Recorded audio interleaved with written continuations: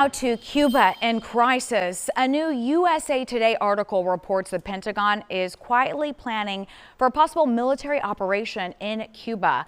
Morning anchor Erika Gonzalez is live at the news desk with those details. Erika.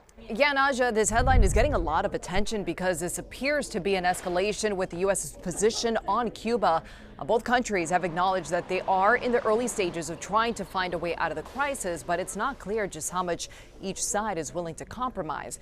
The Pentagon told the outlet that they are planning for a range of contingencies and that they've remained prepared to execute the president's orders as directed. Brian Fonseca with the Institute for Public Policy at Florida International University points out that the Cuban military does not have the capability to meaningfully combat a U.S. military operation. And the threat of using U.S. military force is even more credible today because of the U.S. attack in Venezuela and the new war with Iran. And this may be, again, the United States trying to signal that the military is on the table as a means of further putting pressure. So it's the threat of military force, not so much military force, that I think might be at play here.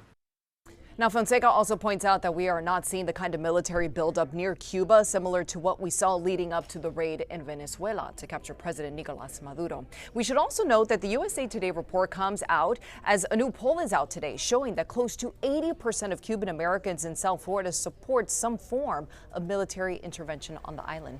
In the newsroom, Erika Gonzalez, CBS News, Miami.